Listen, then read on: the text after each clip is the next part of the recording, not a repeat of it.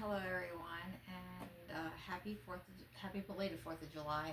By the time this comes out, it'll be over with, and I hope that everybody did have a great and safe Fourth of July. Being new here, I'm Tracy, and this is my best blessed life. I feel that I am living my best blessed life. I am trying to get used to this, putting myself out there and talking to people. So one thing I wanted to start with is this first video is going to talk about thrifting, being thrifty, and debt. And I am somebody who has thrifted most of their lives. I've enjoyed thrifting. I enjoy finding treasures, and recently it's been a challenge. I haven't been thrifting in 2 years, and I will watch an occasional YouTube of people thrifting, and it's a really scary thought when you go into a thrift store and you see the prices that you see, and then you see the items that you see, and everything does not match up. And what I mean by that is that I do garage yard sales. I also do thrift stores, because I believe in trying to find things that are different, unique, something that's not cookie cutter, and that's been kind of hard lately. When you're trying to watch your money and you're trying to get things on a good deal, something that doesn't necessarily have to be brand new, but you're trying to find something that you need for yourself or for your home. And it has, let's put it this way, been very challenging. I don't know about anybody else, but I have been to a couple of thrift stores recently, outside of going to garage yard sales, because honestly speaking, it's been very hot here lately, and we've also had a lot of storms. We recently moved into a purchase home, and that's why I'm saying it's my best blessed life, because I am very grateful to be able to be in a home that I'm buying as opposed to renting. And no offense, there's no offense to any renters out there, but the rent costs are going excruciatingly high. So for me, trying to fill my home with things that I need, I do try to thrift them. But the garage and yard sales are kind of a hit and a miss.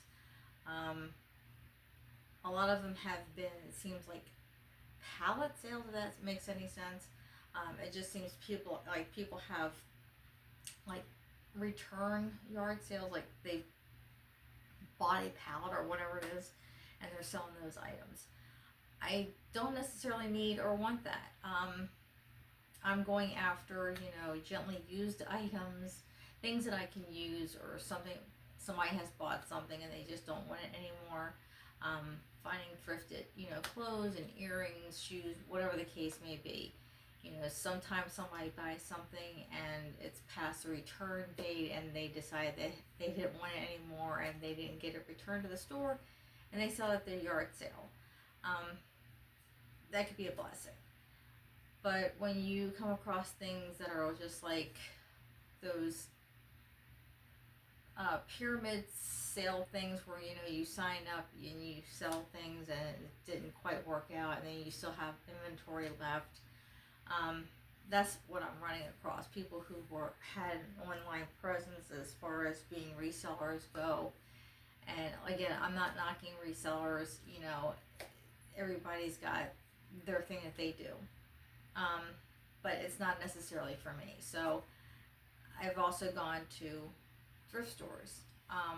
One thrift store had great items, decent prices, but it just wasn't what I was looking for, and they had no restroom, which I was kind of thrown back about. So we weren't even in there for 5 minutes, left, and we went on to the next one because we weren't finding what we needed or wanting. Went on to Goodwill. here's where it got a little sticky. So I'm seeing shoes that are like $10. I'm thinking to myself, okay, this is their store, you know, they are for profit. But what really got to me is when I went back to the furniture department, I was looking for something for the house, and I was like, oh, that's a pretty coffee table. So I went over there to really look at it. The price tag, and I'm just going to round up by that penny, was $150 for a coffee table. And I didn't know what to even say. I really didn't. They had overpriced artwork from like Hobby Lobby, things like that. The least expensive items that they had were glasses.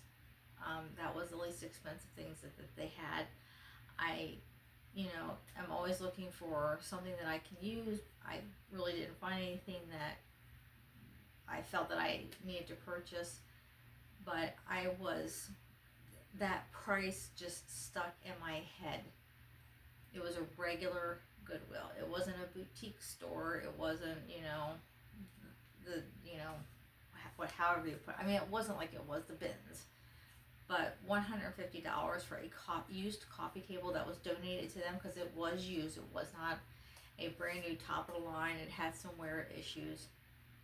And I mean, yes, it was beautiful. Then they had some sort of like cabinet that was about that big. I don't know if it was supposed to be a plant stand that had an opening thing to it. He wanted $40 for that. And I didn't even know what to think. I was taken back. I said, this is not the Goodwill that I have shopped at for years. And I mean by the corporation itself. Now, I don't know if it's the same. I live in northern Kentucky. I don't know what anybody else's stores are like. But I just thought that was a big price gouge considering it was donated. And that's the part that really hits home, I guess you can say, when it comes to something. I've seen yard and garage sales that didn't have as high prices on their items as this did. Now, I wasn't in the market for a coffee table, but it was just the price alone just kind of, it threw me. And that brings me to being thrifty. Now, I don't know about anybody else, but I always look for, like I said, deals at thrift stores, garage sales, and things like that. And I will go there first before I go to a retail store. And it's just become, you know, how thrifty can you get when it comes to retail? Well, I mean, a lot of sale prices are not, even clearance is, you know, not exactly 50% off. So how thrifty can you get? I try to be as thrifty as I possibly can, but when you need something, such as clothes or shoes. I mean, you do try to find a deal, and that's what I've been trying to do lately, is get something and get it. I mean, I shopped on eBay, and I purchased this, and I'm not saying that all eBay sellers are like this. I purchased a robe that I already had one that was the same brand. So I knew exactly what I was getting into as far as the quality of the robe. I've had this robe for over a decade. I bought one because it's the one I have is starting to wear. Got one as an alternative that I could have. And when I got it, it was stained, it was wet, but it was advertised as new with tag, and it had the like cardboard and ribbon. It looked like it had been modified, as if they didn't want to sell it to me, and they sent it to me in a box that was busted in. It was a pet food box, and the pet food box was actually dry, so it had not been caught up in rain. It was not wet, it was just crushed. And when I opened it up, I knew that something was not going to be good about it. And I was right. It was stained in multiple areas, and I submitted a request for a refund because, quite frankly, I don't think that anybody should have to pay for anything that's that way. And to me, that's you're not asking for perfection if something is not new with tag. So if it's pre-owned, you're not looking for perfection, and it's a bathrobe. So for me, if I'm getting something that's new with tag, you know, don't send me an offer for a discounted price if you don't want to provide something at a discounted price. I mean, that's just as plain as you can get. But I do try to be thrifty with everything, with groceries, with gas, you know, just shopping around. So it's more than just going to thrift stores. It's trying to just save money in this economy, and it's becoming, well, darn near impossible. Tell me if you've had any issues with trying to save money, paying a mortgage, and you know, being able to have clothes that you can wear to work so that you know you look respectable. And I'm not trying to say $100 top. I'm just saying looking decent. So I do try to thrift for clothes. Go that way. Now, how far deep can you go when you're trying to do something like that? That brings me to my next question of debt. How far in debt will you go in order to be able to accomplish getting what you need? Will you go into debt? I don't think that I need to go into debt. I don't think anybody needs to go into debt. I think that if we're savvy shoppers, that we can do what we need to do and get that paid off. But there are a lot of people out there that use thrifting as a way of soothing themselves, I guess you can say. People who say that they get into a zone. Now, I get into a zone when I'm going garage and yard sale shopping. Yes, I have been known to just be in a thrift store and I'm not even listening to music. I just zone out. I get into the moment. I know what I'm looking for, and I'm enjoying my experience with doing that. But I will grab things because it's a thrift store. It's not like a TJ Maxx or other retail store where there might be three of the shirts and you might have your options, except for, you know, all the Amazon stuff that comes to Goodwill. But when I go into a thrift store, I zone out. I look for the things that I need. I take them, and then if I can try them on, I try them on.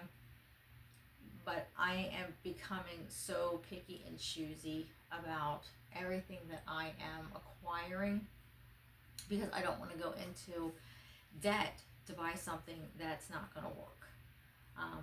I have been so thrifty for most of my life because I have changed gears from being the person who, you know, I mix things to being, okay, do I really, really need this?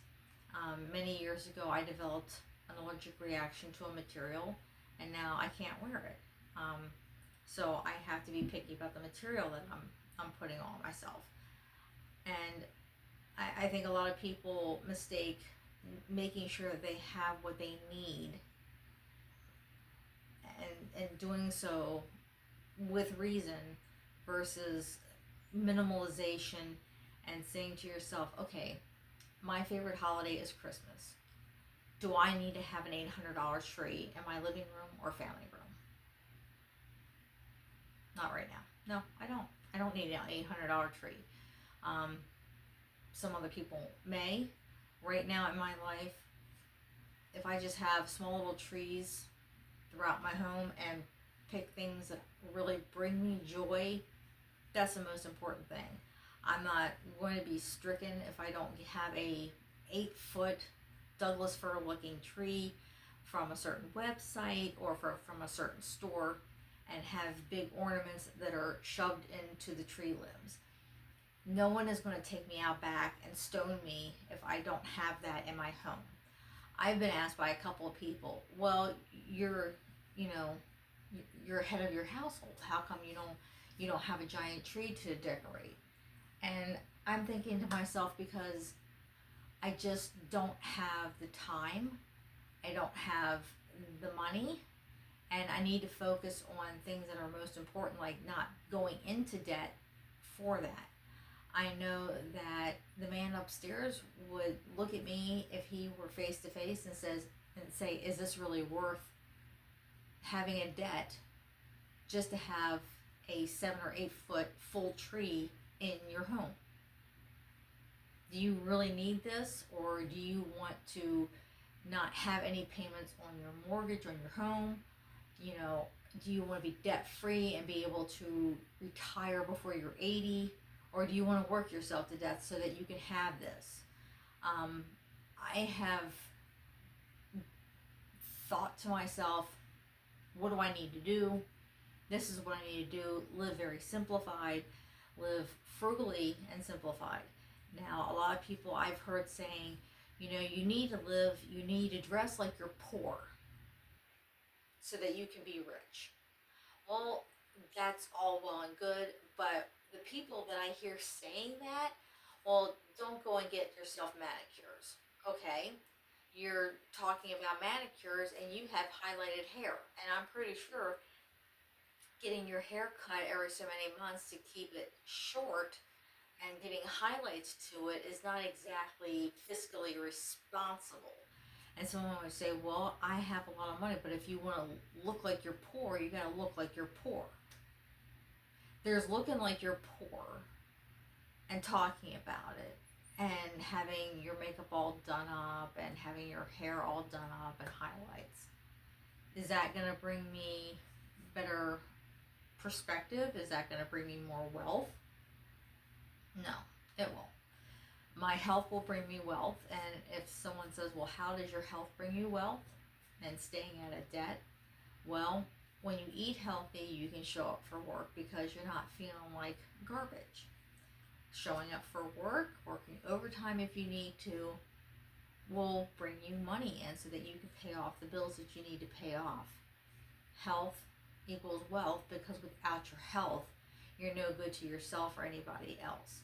I want to be able to live life effectively, feel good when I go into work, not have any headaches, sicknesses, and I know I need to work on that. So I need to pour the money that I have coming in into healthy foods to allow me to be healthy and work.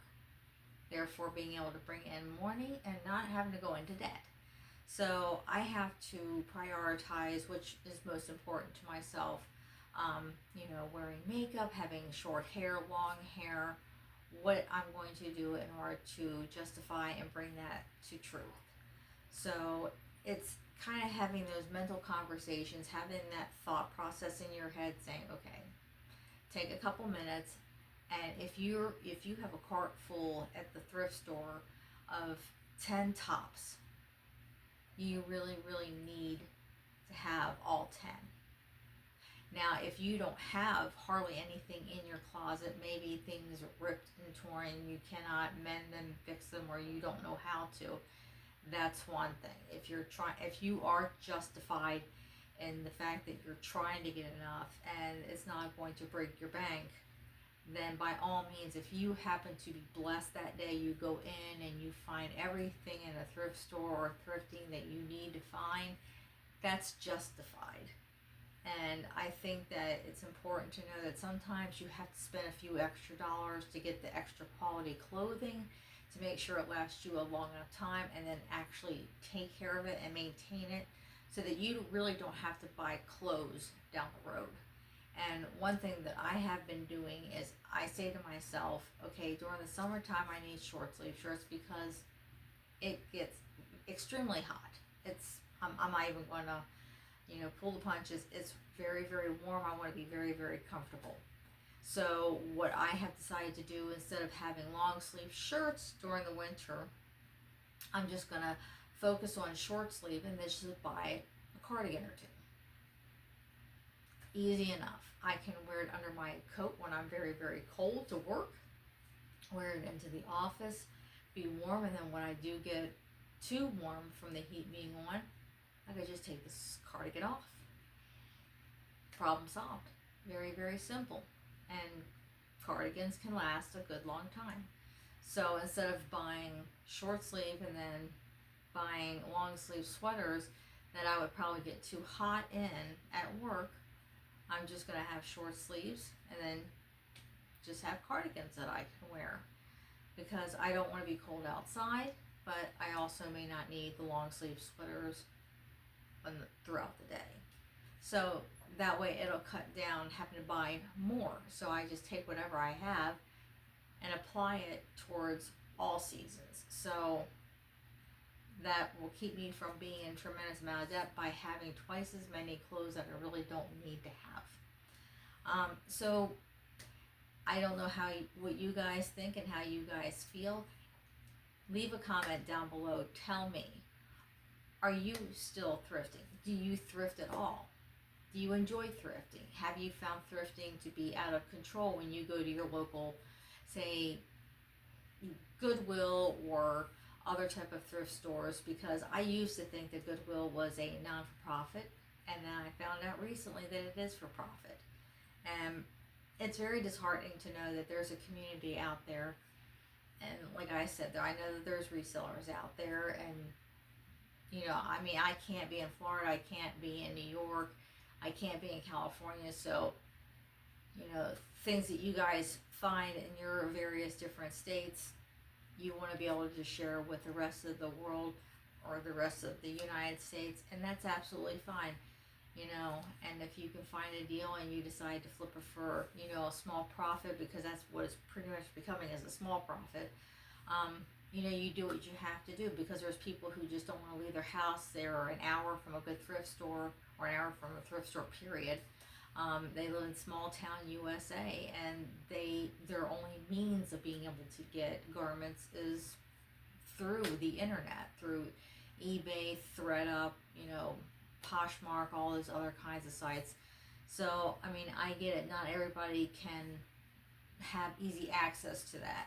So, are you a yard sale, garage sale? Do you do retail only? Tell me in the comments down below. I would love to be able to know, you know, what your take on all this is. Are there prices in your thrift stores, Salvation Army? Are they overly high? Have they gotten overly high? Have they stayed the same throughout the last, you know, 5-6 years? Tell me, you know, what you're experiencing. And, you know, let's have that conversation, because I would really like to know, is it just my local thrift stores that are acting like this? Because if so, I mean, I hate to give up thrifting, but I never thought that I would say this. Has thrifting just become too expensive for me? And I know I'm not sure. It's not really funny, but I mean, when someone says thrifting is unaffordable because the prices are too high for the people who really, really need it, they can't afford it because of how high they're setting their prices. Tell me down below. Just make that comment. Please like, please subscribe. I would like to just, you know, make this part of my life and make you guys part of my life. I know there's lots of conversations to be had, and we'll have those soon, and I will see you in the next video. I hope you had a great 4th of July, and until next time, I'll see you then.